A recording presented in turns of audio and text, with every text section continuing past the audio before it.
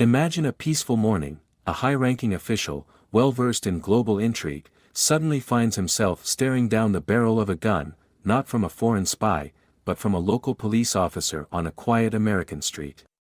What drives that cop to draw on the CIA director, and what hidden forces are pulling the strings? Is this a singular lapse, or the first thread unraveling a massive conspiracy that could shake the foundations of national security itself? Chester Hawks rarely drove himself anywhere. As director of the CIA, he typically relied on a trusted chauffeur and a low-profile security detail to shuttle him between classified briefings and critical meetings on Capitol Hill. Yet on this particular morning, everything seemed disjointed from the start. He awoke to a phone call informing him that his driver had fallen ill overnight, and the backup driver was stuck on the far side of town with a broken-down vehicle. Resigned but unruffled, Hawks decided he would make the trip alone. He set out before sunrise, hoping to avoid the snarl of rush-hour traffic. Washington, D.C., still slumbered under a thin veil of early-morning mist. Streetlights glowed in pale halos, and the city's monolithic government buildings emerged ghost-like from the haze. The skies above were just beginning to shift from deep gray to a faint pink, hinting at a clear day ahead. Hawks guided his dark sedan through the quiet neighborhoods, reflecting on the gravity of the meeting he was heading to. In just a few hours, he was expected to appear at a closed-door congressional committee session concerning a sensitive intelligence matter referred to only as Case Red. Given his high-level position, Chester Hawks had grown accustomed to threats from overseas. He had studied the patterns of terrorist cells, rogue nations, and cybercriminal syndicates. He had navigated delicate alliances and well-funded adversaries. But never once in his career did it occur to him that the most immediate danger to his life might come from a lone police officer on an otherwise deserted road in his own capital city. This possibility was so far from his mind that he barely registered the cruiser's red and blue lights until they were practically dancing across his rearview mirror. He checked the speedometer. He was traveling well within the legal limit. His tags and registration were current. There were no mechanical issues with his vehicle. Curiosity and a faint prickle of unease made the hair on the back of his neck stand up. No matter his position or the nature of his mourning, he was still subject to the laws of the land like any other citizen. So, with a composed sigh, he pulled over to the side of the quiet street just 2 blocks from a convenience store where a lone cashier mopped the sidewalk. Hawks glanced around for any sign of normalcy. Perhaps the officer merely wished to warn him about a broken taillight, or had a bulletin describing a car similar to his. Certainly, he thought, this would resolve quickly. He was prepared to greet the officer politely, produce the necessary identification, and continue on his way. However, when he caught a glimpse of the officer stepping out of the cruiser, that same prickle of unease turned into a tangible knot of tension in his gut. Officer Cassius Draven, according to the metal nameplate glinting under the street lamp, was an imposing figure. Tall and broad-shouldered, he moved slowly, deliberately, as though measuring each step. The flickering red and blue lights highlighted the rigid set of his jaw, the tightness around his eyes. Hawks instantly recognized something was off. This was not the stance of a routine traffic stop. Draven advanced with his hand hovering near his holster, too near for Hawks's comfort. The director's mind raced with possibilities. A simple misunderstanding could escalate if the situation was not handled correctly. After all, an armed man was approaching him with palpable aggression in his stance. Chester Hawks lowered his window and spoke up calmly. "Good morning, officer. Is there a problem?" His tone conveyed both respect and subtle authority. Under typical circumstances, an officer might sense the confidence of a well-spoken man in a suit and at least respond with some civility. But instead of an introduction or the usual license and registration, Draven's response came in the form of a sharp instruction. "Put both hands where I can see them," he ordered, voice low and trembling slightly. "Step out of the vehicle, right now." Hawks froze in mild disbelief. He had endured more than one tough negotiation with foreign operatives who brandished firearms in covert safe houses, but never had he been confronted like this on American soil, least of all by a uniformed policeman. He raised his hands, letting the officer see them clearly, then slowly opened the door. The dawn air felt unnaturally cold against his face. He wondered for a moment if he should announce his identity, but something in Draven's glower warned him to move carefully. "I'm Director Chester Hawks, CIA," he said in a measured voice. "I believe there's been some confusion. Face the car. Now." The policeman's tone was threaded with fear or anger, Hawks couldn't quite tell. The muzzle of Draven's firearm came into view, aimed squarely at Hawks's torso. Instincts honed over decades of intelligence work kicked in. Hawks knew better than to make any sudden moves. Some bystanders across the street had begun to gather, eyes wide with shock. One man fumbled for his phone, possibly to call 911 or capture footage of the situation. Hawks felt a flicker of relief that at least someone was bearing witness. He pressed his palms against his sedan, heart pounding as the officer loomed over him. In that moment, time seemed to slow down. Every breath felt heavier, and every distant sound, car horns a few blocks away, the faint hum of city buses, reverberated in his ears. He could almost taste the tension crackling in the chilly air. The officer's next words were lost in a surge of adrenaline. Draven reached for Hawks's arm, yanking it behind his back. Hawks tried once more to reason with him. "Officer, if you'll check my credentials, you'll see." "Shut up." Draven barked, pressing the gun firmly against the director's shoulder blade. It was an action so brazen, so inexplicable, that for a split second Hawks wondered if he had stumbled into some twisted dream. Surely a uniformed cop wouldn't treat a citizen, any citizen, let alone the CIA director, this way without cause. All around them, the city was slowly coming to life. A garbage truck rumbled through a nearby alley, and the faint click of a distant traffic signal changing lights drifted on the breeze. Yet in that narrow slice of roadway, with the patrol car's lights still flashing, there was no calm, no routine. There was only the horrifying realization that the threat, the sense of mortal danger, was absolutely real. Draven spun Hawks around, his gun now pointed directly at the director's chest. "Stay quiet," he warned, glaring at him with eyes that shone with some mixture of panic and resolve. It was as if he was about to carry out an order he despised but felt compelled to obey. And in that moment, Chester Hawks understood that he was not merely being detained for a traffic violation. He was being cornered by a man who either believed he had nothing to lose or who was operating under instructions from someone powerful enough to compromise a sworn officer of the law. The bystanders, emboldened by shock and concern, began shouting for Draven to stop. A woman in a bright orange jogging outfit took a step forward, only to be waved off by the policeman's free hand. A small knot of witnesses started to form, their voices outraged yet trembling with fear. One of them seemed to recognize Hawks and cried out his name. Another tried to record the entire incident on a phone, unsure if it would be used as evidence or to expose what they suspected was an egregious miscarriage of justice. As for Chester Hawks, he clung to his training: remain calm, maintain composure, look for the best angle of escape. He noted the positions of Draven's feet, the exact angle of the gun, the vehicles in the periphery that might shield him if things took a turn for the worse. But above all, he prayed for a quick intervention. There was only so much a man with empty hands could do against a loaded weapon, especially when mindful of innocent bystanders who could get caught in the crossfire. In the back of his mind, he wondered if his top aides had already discovered his absence. At the CIA, schedules were meticulously tracked. It was likely they would send someone to check on him if he missed certain benchmarks. Yet even as these thoughts flitted through his brain, they offered little solace.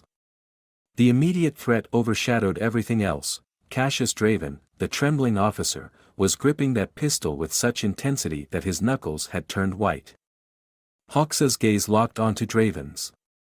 Both men breathed heavily, as if engaged in a silent standoff, a lethal dance from which neither could gracefully bow out.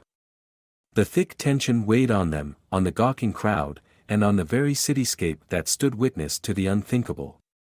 And while the faint morning lights spilled over the horizon, Chester Hawkes braced himself for the possibility that this bright dawn might be his last. The crowd of onlookers grew bolder with each passing second, their disbelief morphing into an urgent call for intervention. No one quite knew how to handle the sight of a policeman holding a gun on the director of the CIA, and everyone seemed to look to someone else for direction. A tall man in a rumpled business suit dialed 911, his voice trembling as he begged the dispatcher to send immediate backup. His words carried across the hushed onlookers, "He's pointing a gun at him. He's going to shoot." In response, Chester Hawkes stood as rigid as a statue, afraid that any movement might cause Cassius Draven to jerk the trigger. The morning sun had risen higher, illuminating the bizarre tableau in unforgiving clarity. Draven's face glistened with beads of sweat that trickled down the sides of his temples. There was something wild in his eyes, a frenetic quality that Hawkes had seen in desperate men before. Hawkes could practically feel the policeman's heart pounding, as though Draven were fighting some inner battle just as intense as the confrontation unfolding outside. Still pinned in place, Hawkes tried again to speak, his voice low and unthreatening. "Officer Draven, let's both take a moment to breathe. No one needs to get hurt." The plea reverberated in the tense air, but Draven's knuckles remained white around the grip of his firearm. In the distance, faint sirens began to pierce the early silence. The policeman twitched at the sound, his gaze darting toward the road behind him. It was as if part of him welcomed the arrival of backup, while another part saw it as a death knell to whatever plan he had in mind. People on the sidewalk were whispering frantically, some pointing phones at the scene, recording every second. Hawkes felt a twinge of relief that more witnesses meant a smaller chance Draven would decide to open fire. Yet the tension in the officer's posture warned that he might be too far gone to make rational decisions. Several bystanders moved closer, guided by a mixture of morbid curiosity and genuine concern. A young woman with a small tear in her running shoes mustered the courage to shout at Draven, "Stop. You don't understand who that man is." But her words only seemed to make the officer's shoulder muscles clench, as though every external voice was another wave of pressure threatening to crush him. Hawkes caught the woman's eye for a fraction of a moment and subtly shook his head, hoping she would not do anything to provoke Draven further. The sirens grew louder, and within moments, the harsh flashes of additional patrol car lights splashed across the scene. 2 more police cruisers screeched to a halt, and uniformed officers jumped out, weapons drawn. They took in the sight with wide eyes, a comrade, gun in hand, appearing to hold one of the nation's top intelligence officials at gunpoint. Instantly, they shouted for Draven to lower his weapon, their voices layered with shock and controlled urgency. Draven ignored them, gripping Hawkes's lapel and yanking him closer, so that the barrel of his gun was nearly pressed against the director's sternum. Hawkes fought the instinct to twist free, knowing one abrupt move could spell disaster.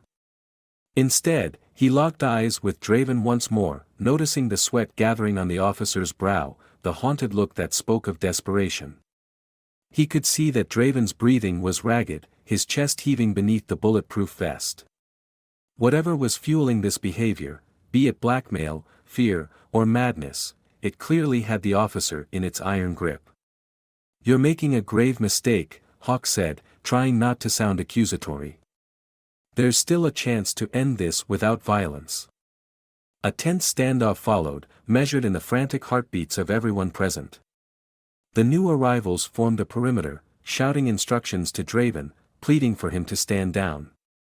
Civilians inched further back, powerless yet riveted to the unfolding crisis. Cars that passed by slowed to a crawl, their drivers gawking at the surreal image of uniformed officers aiming at one of their own. Draven hissed between clenched teeth and edged sideways, dragging Hawkes with him as though he might try to use the CIA director as a human shield. From somewhere behind the cordon of police, a negotiator's voice emerged through a megaphone, urging calm. Draven flinched, a flicker of indecision crossing his features. A single bead of sweat trailed down his cheek and dropped onto the pavement at his feet. Hawkes felt the cold steel of the gun barrel through his jacket, and in that harrowing moment, he knew his life hung by a thread of chance. The day, once poised to be merely another routine round of briefings and policy discussions, now carried the weight of a life-or-death confrontation. Standing at the center of it, Chester Hawkes realized that while the CIA trained its agents to withstand torture, abduction, and the cunning ploys of international terrorists, there was precious little training for the scenario he now faced. This was not a foreign battlefield but an American street, and the foe was an officer sworn to uphold the law. The dread he felt was raw and unfiltered, an unthinkable possibility turned reality. Helpless to break free, Hawkes could only do what he did best: maintain composure, observe, and wait for the right opportunity. The world seemed to collapse around the gun in Draven's hand, around the flickering lights of the patrol cars, around the sweat-slick grip on Hawkes's arm. He sensed the next few moments would determine whether this standoff would end in bloodshed or in a fragile restoration of order. In a final desperate thought, he reminded himself that if this was some orchestrated plot against him, there had to be more at play than just one terrified policeman. Even if Hawkes survived the morning, the question of who had set this nightmare in motion would loom over him, and possibly the entire nation, for a long time to come. The negotiator's voice rose again through the megaphone, urging Draven to release Chester Hawkes, promising he would be treated fairly, but the officer seemed deaf to every plea. Instead, he tightened his grip on Hawkes's suit jacket, almost tearing the fabric at the shoulder. Close enough to smell Draven's sweat, Hawkes caught a whiff of desperation, fear, regret, and maybe even resignation all mingled together. The man was trembling slightly, yet he refused to waver, keeping his sidearm pressed to Hawkes's chest. Hawkes understood that Draven was reaching some breaking point. It was the same haunted look he had seen in compromised assets overseas, individuals torn between an impossible choice and an unforgiving reality. A cluster of police stood at the perimeter they had established, shifting anxiously from foot to foot. Their cruisers' lights strobed in relentless patterns of red and blue, painting harsh shadows across the pavement. As more officers arrived, the situation grew increasingly tense. A couple of them recognized Hawkes, their eyes widening with alarm at the thought of the CIA director being held hostage by one of their own. Still, none dared charge in without orders, fearing that a single misstep could cost the highest-ranking intelligence official in the country his life. Over the police radio, frantic voices cross-talked, discussing approach angles and potential non-lethal takedowns, but nothing concrete had yet been decided. Hawkes used what little freedom he had to angle his head and glance around. He saw the negotiator standing just behind an open cruiser door, a tall figure in a dark jacket with a mic in hand, quietly conferring with other officers. From the tension etched on the negotiator's face, Hawkes could tell they were uncertain whether Draven was acting under direct orders from someone else or if he was in the throes of a personal crisis. The longer the standoff dragged on, the greater the likelihood that something, or someone, would snap. Though pinned, Hawkes tried to keep his breathing steady. He had been through high-pressure situations before, but always in the shadows of international espionage, never so publicly on American soil. For a fleeting second, he thought about the labyrinth of intelligence operations that he oversaw, the carefully constructed networks designed to protect American interests around the globe. He had never imagined that a homegrown threat would place him in such an immediate peril. If he survived this, he vowed to investigate every corner of law enforcement, every backdoor where corruption could sneak in, because this moment proved the danger was not always far from home. Draven, his eyes still wild, finally barked at the negotiator to stop talking. The man's voice fell silent mid-sentence, and the hush that followed was unnerving. Hawkes could practically taste the tension in the air. Somewhere behind the crowd of onlookers, a vehicle door slammed, and a lone pigeon fluttered into the sky, startled by the commotion. Every small sound was amplified in the stillness, each footstep from the perimeter officers echoing like a challenge. At last, Draven hissed into Hawkes's ear, "They don't understand. None of them. If I back down, it's over for me, maybe for you too." His tone trembled with a curious mix of aggression and despair, and Hawks realized the officer believed he was trapped by forces more terrifying than the uniformed colleagues encircling him. One of the newly arrived officers dared to approach a few steps closer, hands raised above his head in a gesture of peace. Hawks glanced at the patch on the officer's sleeve, noting he was from a different precinct, possibly called in as reinforcement. The officer spoke gently, "Cassius, come on. Let Director Hawks go, and we can figure this out. You're a good cop, we all know that. Don't ruin your life." But Draven snarled back, "You don't know a damn thing." He swung his gun from Hawks's chest to aim at the approaching officer, forcing him to retreat swiftly behind a cruiser. The crowd gasped, and a few bystanders stumbled backward, a wave of panic rolling through them. Hawks felt the muzzle return to press against his ribs. He knew he had to keep Draven talking, or at least keep him from descending completely into a violent breakdown. Summoning a calm voice, he said, "Let's talk about why you feel trapped. I can help if someone, is threatening you." For a moment, Draven's fingers went slack on Hawks's lapel, but they tightened again in an instant. The officer's ragged breathing indicated he was teetering between surrender and catastrophe. Then came a flicker of movement at the edge of Hawks's vision. Another unmarked sedan had pulled up, and two plainclothes individuals stepped out, their posture betraying a practiced readiness that Hawks recognized immediately. Federal agents, most likely from the FBI or a neighboring agency. Their presence could be a game-changer, either escalating the showdown or providing a cooler, more calculated approach to subduing Draven. One of them started speaking into a radio, and the other carefully moved along the side of the police perimeter, eyes trained on Draven's every move. The negotiator's voice crackled to life once more, low and deliberate. "Officer Draven, whatever's going on, we can handle it. There's a way out of this." Under normal circumstances, these words might sound rehearsed, but the negotiator's tone carried genuine concern. Hawks prayed Draven would hear the empathy behind them. The policeman, however, seemed unconvinced. His face was contorted in a grimace, as if he were battling unseen demons. For an instant, his gaze dropped from the ring of officers around him to the pavement at his feet, the gun trembling visibly in his hand. Through his peripheral vision, Hawks noticed the plainclothes agent nearest him inching forward. The agent was tall and unassuming, holding a pistol pointed at the ground but ready to snap it into firing position if Draven made a single wrong move. The air felt electric, charged with the possibility that in the next heartbeat, everything might erupt in a flash of gunfire. Hawks clenched his jaw, every nerve on edge. He silently prayed Draven would not choose the path of destruction. A kind of lull settled over the standoff, like the eye of a storm. Time stretched out, and for a heartbeat, no one spoke. Then Draven exhaled shakily, his voice breaking as he muttered something inaudible under his breath. Although Hawks couldn't catch every word, he discerned a plea for help, something about a family member and unnamed threats. The policeman's eyes shimmered with tears. He tried desperately to blink away. In that raw instant, Hawks recognized a tortured soul, someone who might have been compelled into a crime far beyond his original scope of wrongdoing. Before Draven could continue, the negotiator took a gentle step forward, arms spread wide. "We're listening," he said, in a tone barely above a whisper, but somehow it carried across the silent tension. "Whatever your reason is, let this man go, and we'll hear you out." Several long seconds ticked by in which even the breeze seemed to hold its breath.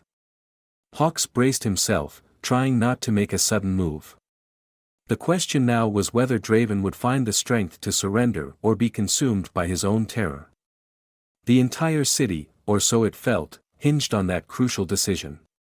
And in that precarious moment, Chester Hawks realized that whatever Draven said next might be the key to unraveling something far larger than a lone policeman's desperate act. Draven's grip on Hawks's collar loosened for just an instant, and in that fleeting breath of possibility, the negotiator tried again to make human contact.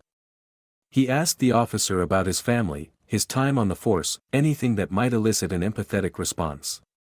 The mention of family struck a nerve. Draven's face twisted in a sudden spasm of grief, as though he couldn't decide whether to burst into tears or bury his feelings beneath anger. His eyes darted between the negotiator, the ring of armed officers, and the two plainclothes agents edging closer from behind. It was obvious to anyone watching that his battle was no longer just with the law, it was also with his own conscience. A voice crackled over the police radio, urgent but muffled. One of the uniformed officers near the perimeter turned toward the negotiator and whispered something that made the man's expression tighten. Hawks sensed that some new piece of intelligence had come in, possibly a direct link between Draven and a wider conspiracy. The negotiator's eyes flicked toward Hawks in silent warning, as if to say, "We've just learned something bigger is at stake." But he kept his voice steady and level, not allowing whatever news he had received to escalate the situation further. The morning sun was climbing steadily now, illuminating every anxious face, every trembling hand, every bead of sweat on Draven's forehead. What had begun as an unsettling roadside stop had become a national spectacle unfolding in real time. Bystanders who had been merely curious onlookers were now filming on their phones with grim resolve, aware that the footage might be evidence if the worst occurred. Word had evidently spread through social media.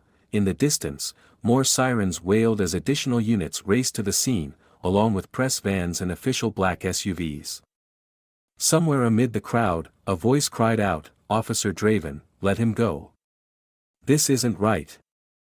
The speaker remained hidden behind the throng, but their shout reverberated through the tense silence. Draven winced, as if the words stabbed at an already raw nerve. He pressed his lips into a thin line, keeping the firearm aimed at Hawks's ribcage. Hawks tried not to flinch. He could feel the slight tremor in Draven's arm, and he worried that one involuntary spasm might discharge the weapon. The negotiator took a bold step forward, now positioned so that Draven could see him clearly. With his hands raised, the negotiator attempted a softer approach, speaking slowly and carefully, "Cassius, listen to me. You've served your city for years. No one wants to see this end in bloodshed. Director Hawks is an American citizen, one of our most important public servants. You have a choice in this moment. Put the gun down, and tell us what's really going on." Draven's breathing came in ragged bursts.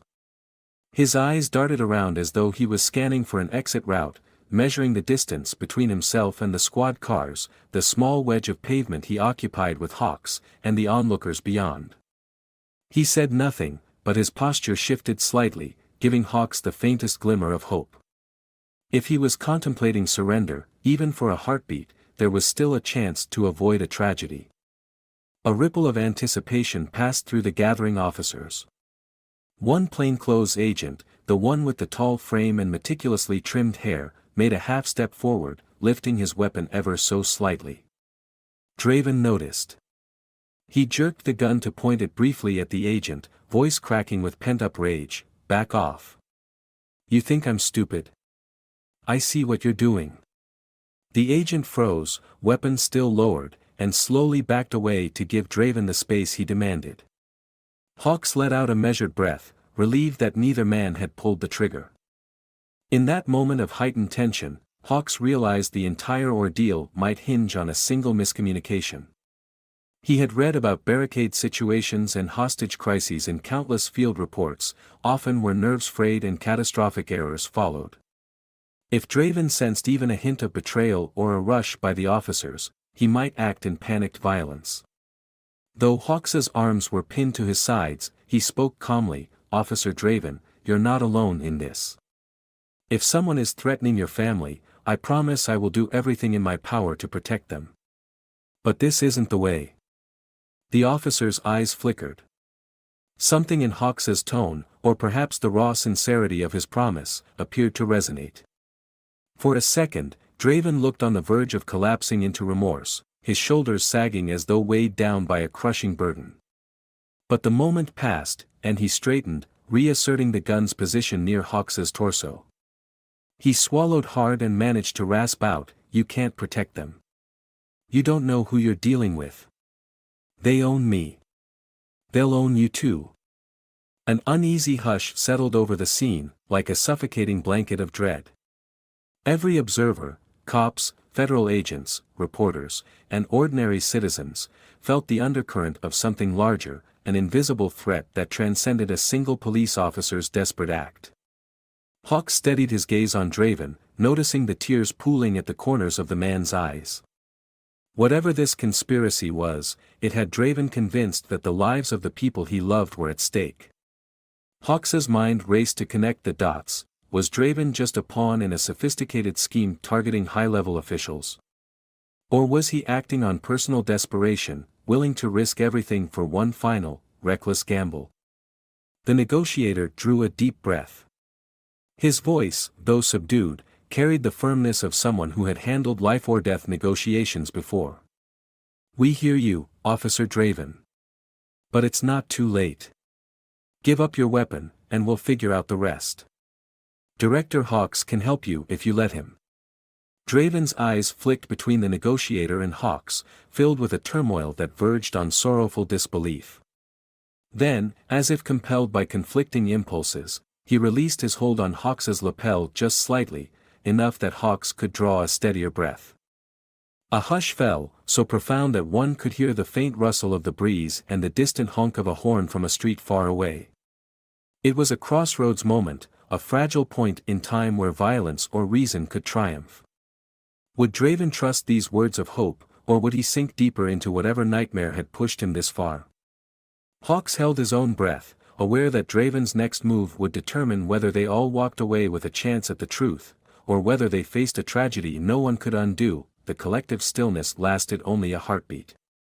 Almost immediately, Draven's face twisted again with the anguish of indecision, as though some invisible hand might be yanking at his very soul.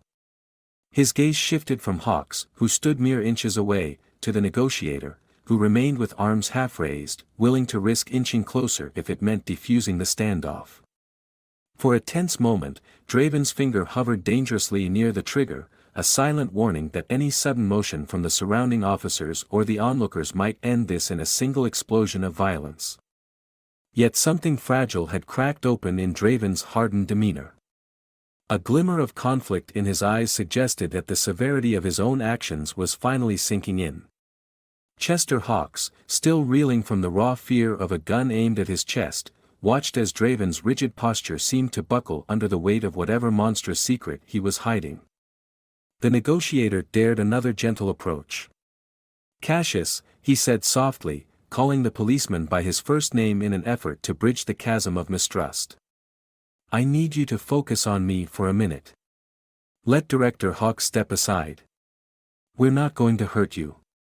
For an agonizing instant, Draven's gun arm wavered. His knuckles were still taut, but the muzzle no longer pressed directly against Hawks's ribs. Hawks exhaled carefully, his pulse hammering behind his eyes. He could feel that a sliver of hope had found its way into the standoff, no matter how tenuous. In the background, the other officers remained poised for action, forming a tight ring with weapons at the ready. Their eyes flicked between Draven's trembling firearm and Chester Hawks, whose dark suit was now slightly crumpled from the policeman's iron grip. By now, both local news vans and federal SUVs lined the opposite side of the street, forming a blockade of blinking lights and cameras that captured every tiny shift in posture. Onlookers had retreated farther back, acutely aware of the peril in front of them, but still unwilling to turn away from a sight so bizarre and fraught with danger, a single uniformed policeman, seemingly at war with his own conscience, holding the director of the CIA hostage. Draven swallowed, his Adam's apple bobbing in his throat. His breath quickened once more, and he let out a pained groan, as if he was teetering on the brink of either confession or catastrophe. His voice cracked when he finally spoke, directing the words at Hawks, "You can't protect me. You can't protect my family. These people can get to anyone." The raw desperation in his tone sent a chill through Hawks. He had suspected a larger conspiracy lay behind Draven's actions, but now the officer's broken pleas confirmed that something far more sinister was at play. In a voice tight with empathy, Hawks replied, "I understand you're scared. But if you hurt me, if you go through with this, you're going to lose any chance we have of bringing those people to justice. Don't let them win by turning you into a murderer." The negotiator, sensing the slight change in Draven's stance, seized the opportunity to interject. "Cassius, listen to the director. If you're under duress, we can help you. But that help goes away if you pull that trigger." Draven's eyes glistened with unshed tears. He shook his head as though hearing a conflicting set of voices in his mind. At last, he ground out his words in a trembling whisper, "I don't have a choice. They told me. They told me if I didn't do this, they'd make an example of us. My wife. My son.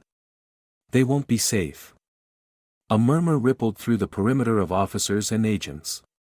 The mention of a family in jeopardy often proved a deciding factor in standoffs, for it humanized the so-called criminal, casting them in a tragic light. Hawks felt his heart clench. Even amid the mortal danger, he empathized with a man who believed his loved ones were on the line. The negotiator drew a careful breath, lowering his voice to a near hush. "Cassius, I promise you, whatever threats were made, we have the resources to protect your family. Director Hawks is in the position to call in federal protection. Your wife and son don't have to face this alone." Draven's lips parted as though he was about to say something, but no words emerged. The corners of his eyes twitched with suppressed terror. Slowly, almost imperceptibly, he eased the gun barrel away from Hawks's torso. It was a small gesture but enough that those watching felt a collective surge of relief, tempered by the knowledge that nothing was settled yet. One of the plainclothes agents whispered something into his radio. Another officer with a ballistic shield crept forward, discreetly searching for a safe angle, but staying outside Draven's peripheral vision. Meanwhile, Hawks dared to gently slide half a step away from Draven's immediate reach. Although the officer still gripped the gun, the tension was shifting. "Tell me more," Hawks ventured, voice steady but laced with urgency. "Who are these people threatening your family? Where do they come from?" Draven's response was a choked laugh that conveyed more despair than mirth. "You think they operate out in the open? They're invisible. They own politicians, cops, corporate CEOs, for all I know, they have people in your agency, too." Hawks felt an unsettling prick of recognition. Over the course of his career, he had encountered shadowy conglomerates that manipulated officials with intimidation, bribery, and blackmail. The difference here was that Draven genuinely believed these people were untouchable by any legal authority. The negotiator, still inching closer, spoke in a calm, measured tone, "Cassius, we want to help you expose them. But it's not going to happen unless you lower your weapon." There was a loaded pause, a trembling hush. Draven's muscles tensed, and he clenched the gun a final time as though debating whether to keep his life or throw it away in a moment of blind panic. Then, with a stifled sob, he loosened his grip on the weapon. The muzzle dipped downward toward the asphalt, and his shoulders sagged. Before he could fall apart, two officers converged swiftly, one securing Draven's arm and another gently removing the gun from his hand. Draven did not resist. In fact, he seemed utterly spent, collapsing to his knees with a gasp that sounded more like relief than resignation. He covered his face with shaking hands, surrendering to the deluge of emotions he had bottled up until now. The entire perimeter exhaled collectively. Uniformed police and federal agents rushed in, surrounding Draven and guiding Hawks to safety. The CIA director stumbled slightly, breath catching in his throat as the adrenaline began to ebb, leaving him weak-kneed. The negotiator was at his side in seconds, checking if he was injured, while another pair of agents started reading Draven his rights and placing him in handcuffs. Cameras flashed, reporters shouted questions, and the crowd pressed forward, seeking a better vantage point of what had just unfolded. Hawks looked down at Draven, this desperate man who had almost become his executioner, and felt an unexpected surge of pity. The officer stared back, tears streaming down his cheeks. His lips moved soundlessly, though Hawks thought he could make out the words, "I'm so sorry." Just then, one of the plainclothes agents, a wiry man with sharp features, bent down to speak in Draven's ear. "The director's going to want details, Officer Draven. Every name you know, every link you have to this group." There was no malice in his tone, only an unmistakable sense of urgency. Draven nodded faintly, too depleted to answer aloud.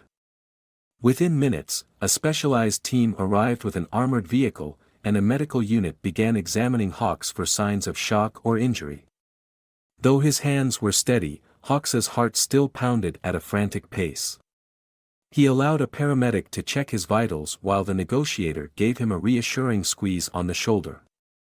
"Director," the negotiator said quietly, "whatever he was involved in, you can bet it's bigger than just one officer. My guess is you'll want to get your people on this immediately." Hawks rubbed the tension from his brow. "You're right," he agreed, voice low. "But first, I need to see that Draven's family is safe. If there's a real threat, we can't afford to ignore it." All around them, the controlled chaos of police radio chatter, reporters clamoring for interviews, and curious onlookers framed the surreal conclusion to the standoff. Yet Hawks understood that this was only the start of a deeper, more insidious battle. He looked back at the kneeling officer, now surrounded by colleagues and cuffs, and recognized that they were both pawns in a larger game. If Draven was telling the truth, then the shadows behind this incident reached far beyond a single desperate man, extending into a realm of hidden power capable of bending public servants to its will. And so, under the blaze of morning sunlight and the relentless scrutiny of cameras, Chapter 5 of this crisis came to a close. But for Chester Hawks, the next chapter had only just begun, a relentless pursuit of the truth behind the invisible forces that had almost cost him his life, and could still threaten the very foundations of the country he had sworn to protect. The aftermath of the standoff played out against a backdrop of flashing emergency lights and clamoring media vans that struggled to capture every angle of the scene. Chester Hawks, still visibly shaken yet determined to maintain composure, managed to issue a brief statement to the press before federal agents escorted him away for debriefing. Standing behind a makeshift barrier of police tape, reporters shouted questions that overlapped into a chaotic din. "Director Hawks, why did Officer Draven target you? Is he a rogue actor or part of a larger group? Is the CIA opening its own investigation?" Hawks's terse response, affirming that all relevant agencies will coordinate to uncover the truth, did little to quell the escalating speculation. With Draven in custody, the immediate threat to Hawks's life appeared to be over. Yet a new sense of urgency flooded the CIA director's mind. The officer's words about an invisible network, one that could potentially manipulate law enforcement and even have assets planted within the intelligence community itself, rang like a klaxon alarm. Hawks's thoughts raced as he climbed into a government SUV with tinted windows, flanked by two silent agents. The battered sedan he had driven that morning was left behind, a visual testament to how drastically his day, and perhaps his entire perspective, had changed. The drive to the nearest secure facility was mercifully short. A discreet building, labeled only by a bland plaque indicating it was a Federal Law Enforcement Liaison Office, sat tucked between a post office and a dreary municipal warehouse.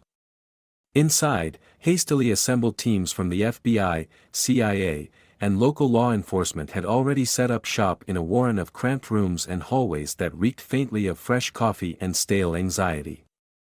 Desks and folding tables were littered with laptops, stacks of paperwork, and half-eaten bagels. A sense of organized chaos reigned as various personnel tried to absorb the fact that a city police officer had aimed a weapon at the CIA director, and had done so under mysterious compulsion. Hawks was led to a conference room that had been hastily converted into an interrogation setup. A rectangular table stood in the center, illuminated by a row of overhead fluorescent lights that buzzed softly. A large observation mirror ran across one wall, standard protocol for high-level debriefings. Through a narrow window on the opposite side, Hawks glimpsed the shimmering Potomac River in the distance, though the view offered little solace. Seated at the table was Officer Cassius Draven, wrists cuffed in front of him. The exhaustion etched into his features was unmistakable. Shadows clung beneath his eyes, and he hunched forward slightly, shoulders sagging as though the weight of the world pressed down on them. Two FBI agents stood behind him, alert yet measured, while another hovered by the door, dividing his attention between Draven and Hawks's entry. For a moment, no one spoke. Then one of the agents cleared his throat and began reading Draven his rights and the formal charges: assault with a deadly weapon, kidnapping, and a host of other violations. Draven barely seemed to register the words, responding only with a slow, numb nod when asked if he understood. Hawks studied the officer's face, recalling the desperation he had seen just hours before, the tears, the trembling near the trigger, and the repeated claims of a greater menace lurking behind the scenes. When the procedural formalities ended, the agent stepped back, allowing Hawks to approach. Draven raised his gaze, revealing eyes filled with remorse, but also with a flicker of guarded resolve. The FBI lead agent, a wiry man named Carver with a clipped accent, gestured for Hawks to take a seat across from Draven. "Director," Carver said in a low tone, "we'd like you to handle the initial questioning. He might respond better to you, given what happened." Hawks nodded, settling into the chair with cautious poise. "Officer Draven," he began, making a conscious choice to address the man by his title rather than as a criminal. "You've been through a lot today. So have I. I want to help you, but we both know that can't happen unless you tell us who's behind this." Draven's eyes flicked over the gathered faces, searching perhaps for condemnation or mockery, and finding neither. Then he exhaled, a sound that came out as half sigh, half laugh. "You really think you can protect me?" he asked, voice trembling. "You think your badges and your suits will scare them off?" Hawks leaned forward. "We have more than badges, officer. We have the resources of the federal government and the intelligence community. But first, we need names. Start from the beginning. How did you get involved with these people?" A pause hung in the air so thick it was almost suffocating. At last, Draven cleared his throat.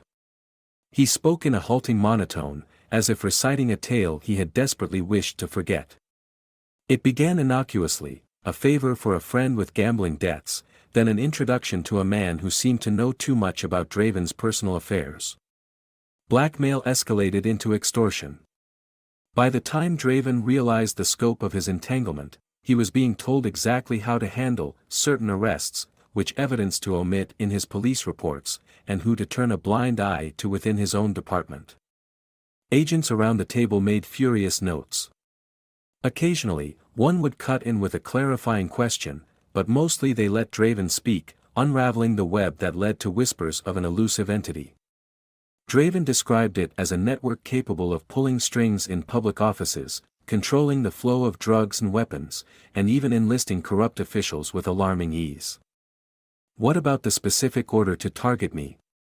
Hawks asked, voice kept carefully even. He recalled the terror of that morning, the barrel of Draven's gun pressed into his chest. "Why me, and why now?" Draven managed a feeble shrug, his eyes haunted. "They wanted a demonstration, something that would sow fear even among the highest ranks. They knew you'd be traveling alone today. God knows how they found that out. If I refused, they threatened my family." A hush descended on the room, each person keenly aware that the infiltration was deeper than any had imagined. The quiet scratched at the edges of reason, pushing everyone to the brink of uncomfortable speculation. Who else was compromised, and how did these shadowy figures glean intelligence on the CIA director's schedule? Carver, the FBI agent, broke the silence. "Director, we'll have to mobilize witness protection for Draven's wife and son immediately. If these threats are genuine, any delay could be dangerous."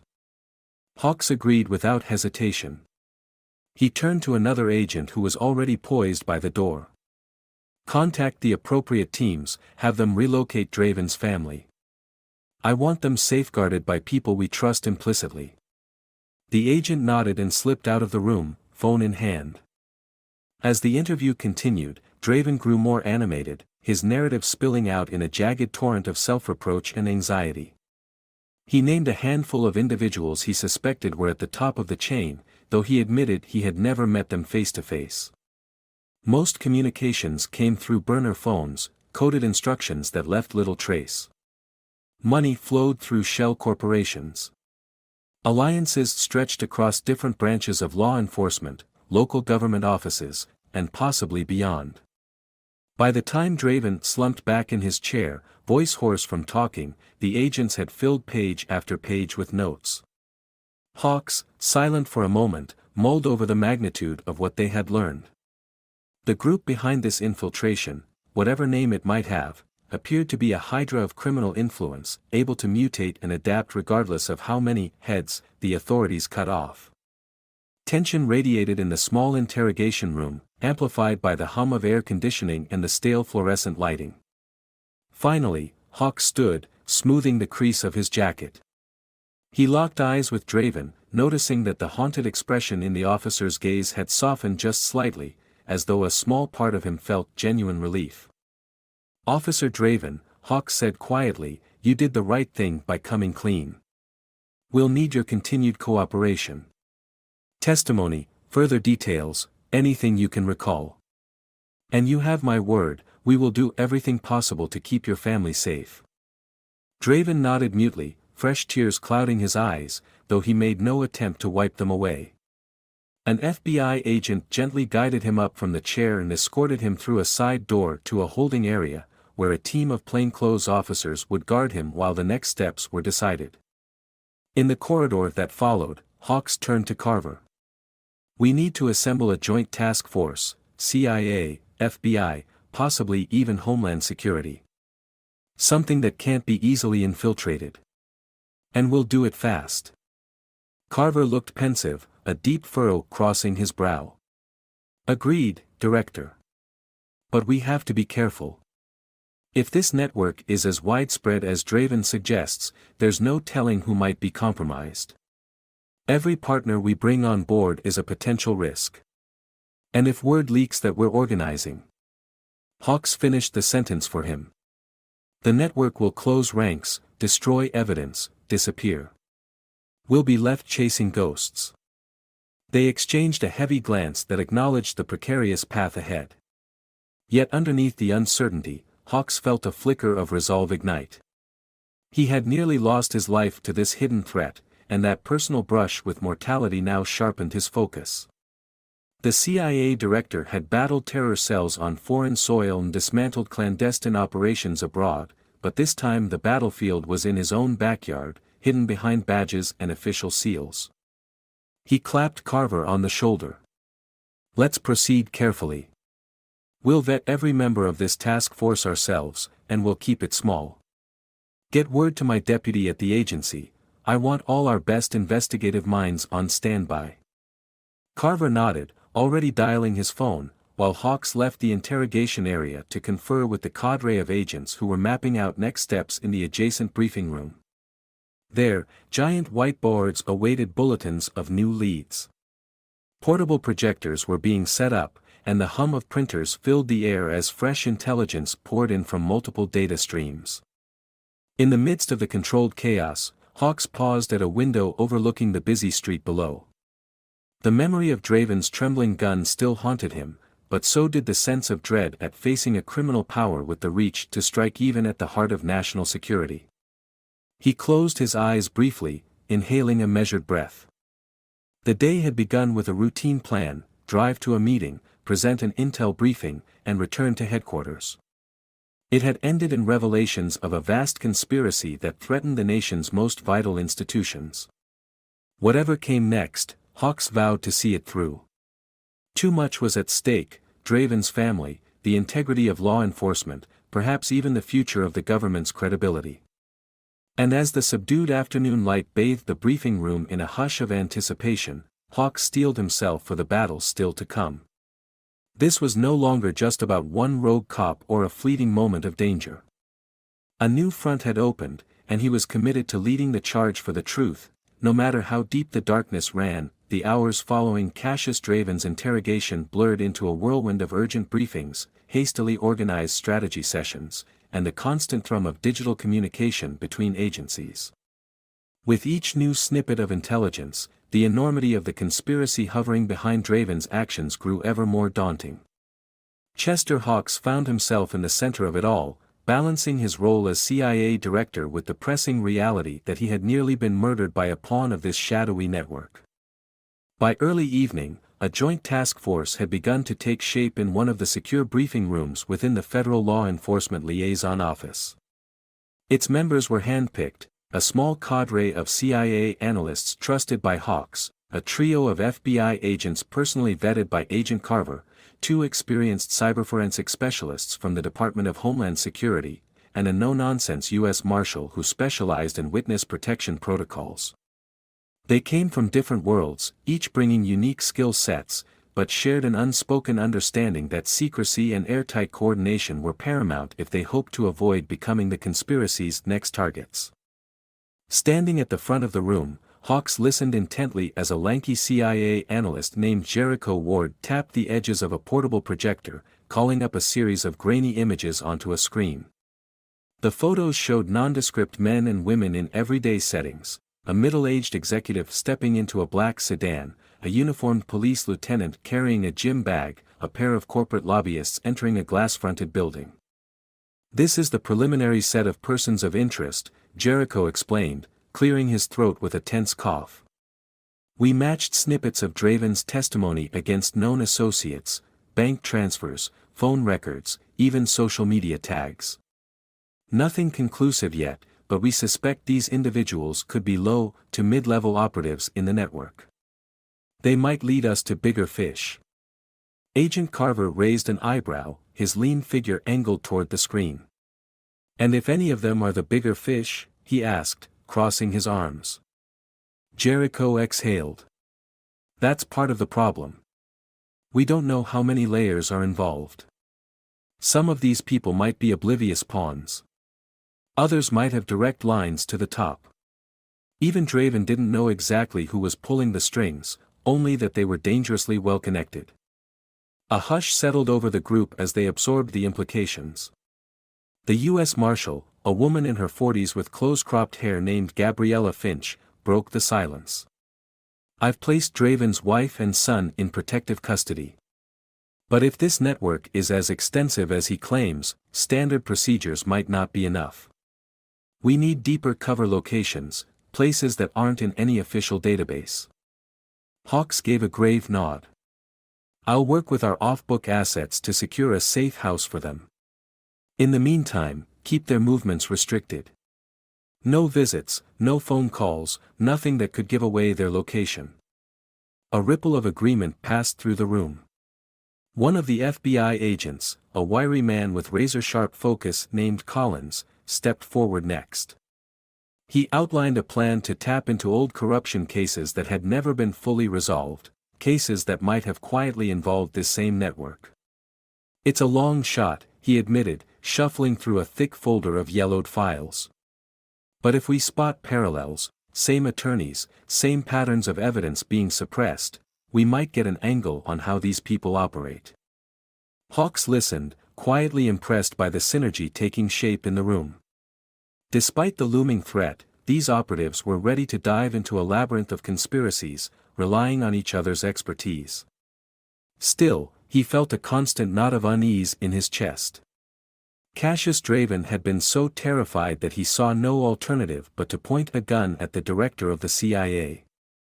If Draven's superiors discovered that he'd defected, the repercussions, for him, his family, and even the members of this task force, could be swift and brutal.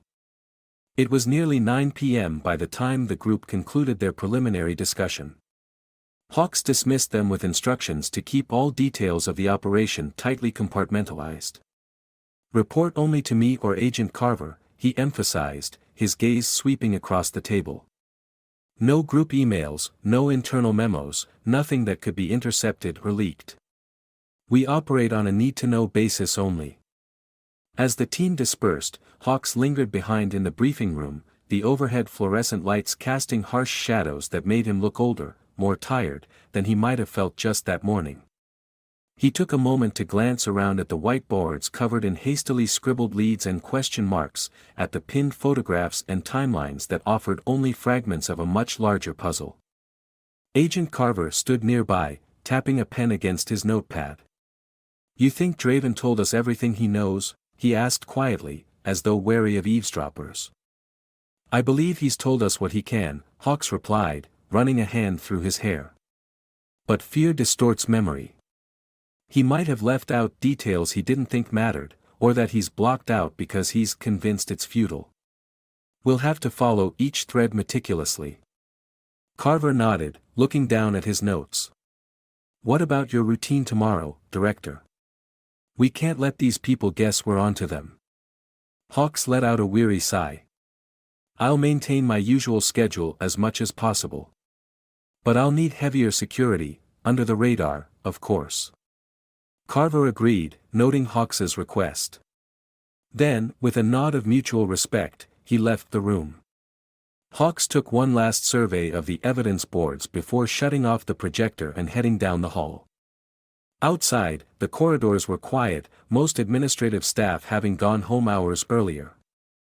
Only a few armed guards and the occasional cluster of plainclothes agents remained. Hawks made his way to a small office that had been designated as his temporary workspace during this joint operation.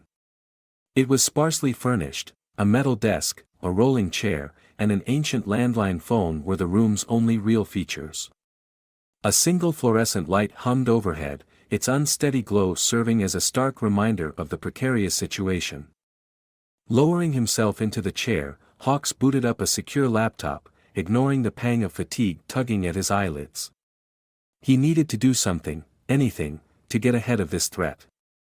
Draven's broken confession rattled around in his mind. They own politicians, cops, corporate CEOs. For all I know, they have people in your agency. The notion that a hidden web could extend into the CIA was not impossible. Hawks had seen infiltration attempts before, but never one so brazen as to orchestrate the near assassination of the director himself. He composed a secure message to his most trusted deputy at the CIA, outlining the urgent need for discreet cross-checks of ongoing investigations. He instructed her to pull all travel logs of high-ranking officials, to scrutinize minor discrepancies in budgets, and to re-examine staff clearance reviews for any sign of tampering. Every step had to be carried out quietly, in ways that would not raise suspicion if the network did indeed have moles inside the agency. The tip-tap of his keystrokes resonated in the small office. Hawks found himself thinking about the possible scale of the corruption. Could it extend to members of Congress? Judges? Private security firms? The more he considered it, the more he realized that Draven's ominous warnings might only scratch the surface. A knock at the door startled him. Agent Collins peered inside, his expression pinched with concern. "Director, there's been a development." Hawks's pulse spiked. "What kind of development?" Collins entered, shutting the door behind him. "We just got word from marshals guarding Draven's family. They picked up what they believe was a tail, a vehicle that circled the safe house neighborhood twice. Marshals confronted them, but the car took off before they could get a plate number. No one was harmed, and the safe house wasn't compromised, but they already have a lead on where Draven's family is," Hawks finished grimly. Collins nodded, tension evident in the tight line of his mouth. "We're moving them to another location. Marshal Finch is on top of it. But it means whoever's behind this is more resourceful than we anticipated." Hawks closed his laptop, the dread in his gut intensifying. "If they're that fast, we may have only a narrow window to act. Our best chance is to go on the offensive before they realize Draven's talking." "That's what I was thinking," Collins said, carefully modulating his voice so it wouldn't carry outside the door. "Carver is organizing an overnight stakeout on a couple of the leads Draven mentioned. Low-profile surveillance, no big show of force. If we can catch any of these foot soldiers in the act of moving contraband or laundering money, we might flip them and climb another rung in the ladder." Hawks nodded, relieved to see initiative. "Keep me updated. And be careful, One leak, and we'll lose them. Collins inclined his head and slipped back out into the corridor, leaving Hawks alone again. Though exhaustion tugged at every muscle, he forced himself to refocus. He had to review the initial fragments of evidence, cross-reference Draven's leads with data in the agency's secure network, and begin drafting contingency plans in case the conspirators decided to escalate. No matter how tired he felt, Hawks knew there would be no real rest until this web was dismantled. Tomorrow, new tasks would flood in, meetings with senior officials who might or might not be compromised, demands for briefings he could no longer trust to be confidential, and the haunting knowledge that somewhere out there, powerful figures were plotting their next move. Yet, amidst the swirling uncertainty, he anchored himself to a single unwavering resolve: this faceless network would not go unchallenged. He would chase its shadows through every corridor of power, every crooked transaction, every compromised official, until no corner remained hidden. And if that meant dismantling parts of the very system he had dedicated his life to protecting, then so be it. The stark overhead light flickered again as midnight approached, and in the pale glow, Chester Hawks continued his solitary vigil, determined to bring the unseen threat into the light, no matter the personal cost. Night passed slowly, weighed down by the gravity of looming danger. Chester Hawks scarcely caught a few hours of restless sleep in that cramped, windowless office, slumped in the same rolling chair he'd occupied since the task force was formed. His dreams, when he had them, came in jumbled fragments: the flash of police lights, Cassius Draven's trembling gun, and the ominous sense that invisible figures lurked just out of sight. By dawn, he was already back at the conference table, poring over surveillance updates and cross-checked intel that trickled in from stakeouts across the city. A tense hush permeated the building. Agents and analysts spoke in low voices as though fearful a traitor might be standing in the next hallway. Every time a phone rang, hearts seemed to skip a beat. Agent Carver had ordered minimal radio chatter, instructing teams to communicate by secure text or face-to-face only. Nothing was to be recorded in official logs.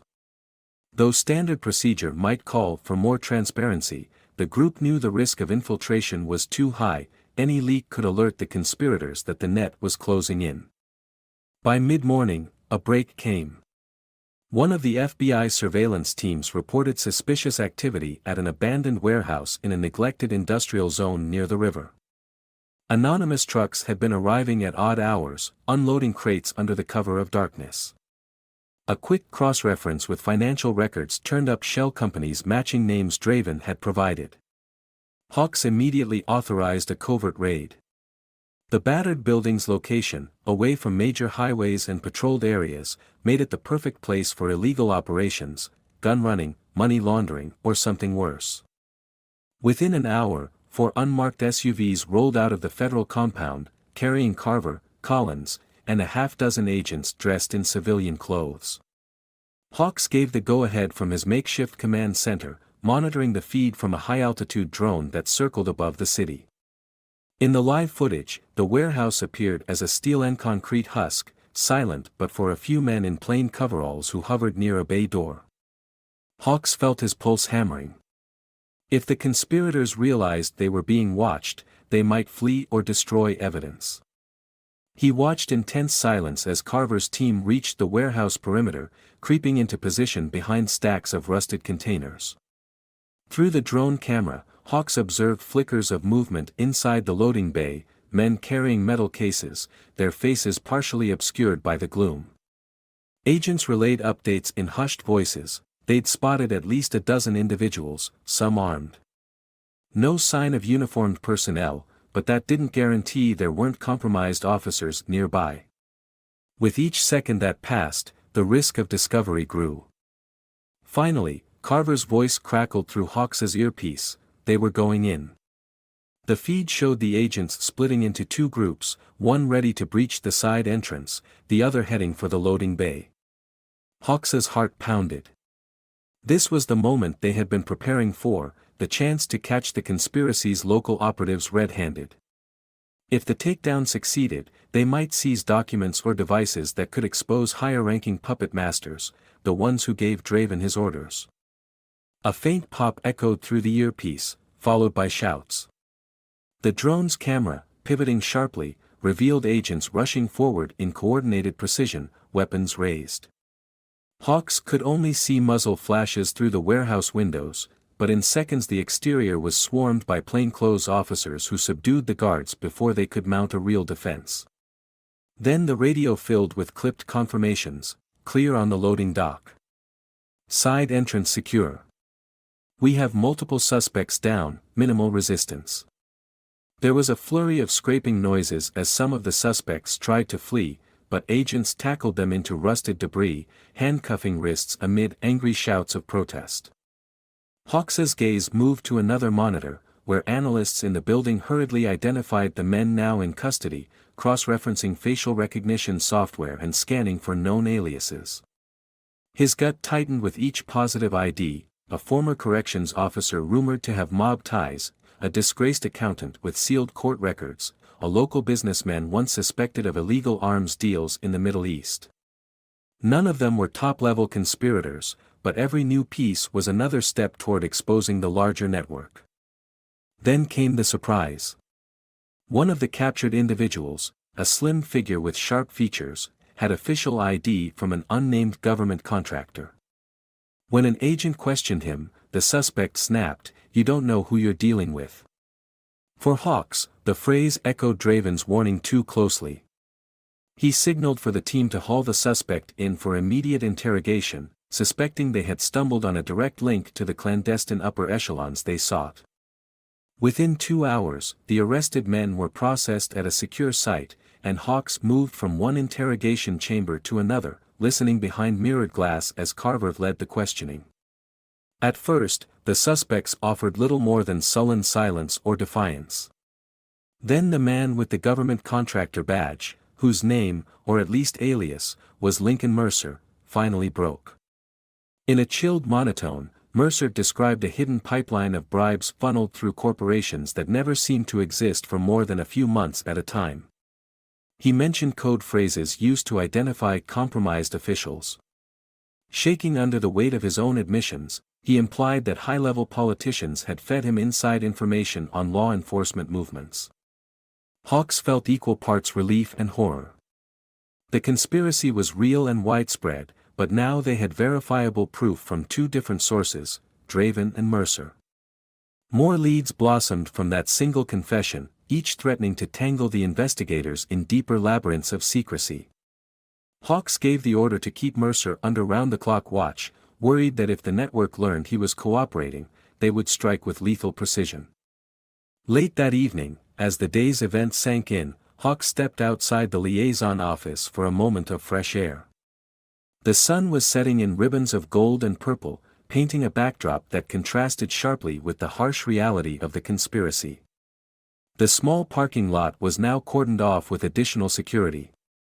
A pair of heavily armed federal officers nodded at Hawks but kept their distance, scanning the perimeter for threats. Agent Carver joined him, hands thrust into his coat pockets. "We did it," Carver said quietly, though he didn't look entirely happy. "We found their nerve center in this district, at least. And Mercer's opening up about a network that spans states, possibly international." His tone caught on the last word, suggesting the complexity of what lay ahead. Hawks exhaled, letting the cool air fill his lungs. "It's a victory, but they'll retaliate. The people truly in charge can't afford to let us unravel everything. We have to move faster and cast the net wider than ever." Carver nodded. "We still need to ensure Draven's safety. And your own. None of us should let our guard down." His gaze fell on Hawks's shoulder, still stiff from when Draven yanked him backward with a pistol to his chest. "I'm sorry you had to go through that, Director." Hawks offered a weary smile. "In some strange way, I'm grateful. If Draven hadn't made that desperate move, we wouldn't have known the depths of this infiltration until it was too late. Now we have a fighting chance." He rubbed at his temples, feeling the dull ache of exhaustion. "But it's not over. This might just be the beginning." When they returned inside, the task force was gathered in a huddle, poring over seized laptops and ledgers from the warehouse. A quiet excitement filled the room. Jericho Ward, the analyst, tapped the screen with a stylus. "We've got something promising: offshore bank accounts linked to bribes and hush money. Leads to real estate holdings in Florida and the Caribbean. Might be fronts for someone very high up." Hawks sank into a chair, adrenaline tingling at the base of his neck. "Cross-reference everything. I want a complete map of these shell corporations. Next time, we aim higher. We're not stopping at mid-level operatives." Hours later, a hush settled over the building, and one by one, exhausted agents nodded off at their desks or trudged to a makeshift dormitory set up on the top floor. Hawks, however, remained awake. In a small conference room, with only a single table lamp casting a warm circle of light, he stared at a photograph tacked to the board, an image of Cassius Draven after the standoff, his eyes red-rimmed but determined. Somewhere, in a different safe location, Draven was likely pacing a bare room, racked with worry about his family. But if the day's actions proved anything, it was that Draven's desperate stand had triggered a chain reaction. Now Hawks and his allies stood at the precipice of a far-reaching investigation, one that promised justice for countless victims of this silent, malignant web. Outside, the wind whispered through empty streets, carrying with it the sense of a city poised between relief at the day's successful raid and anticipation of battles yet to come. Hawks allowed himself a rare moment of satisfaction. They had saved Draven's family, uncovered a vital operation, and secured evidence that could shake corrupt institutions to their core. Then he collected himself, stood, and flipped off the desk lamp, allowing the room to fade into darkness. His last thought before heading to the dormitory bunks was that, for the first time in a long while, he felt a renewed faith in the strength and resilience of those who sought the truth. Even in a world compromised by shadowy forces, there were still individuals willing to take a stand, and so long as that fire burned, there was reason to hope.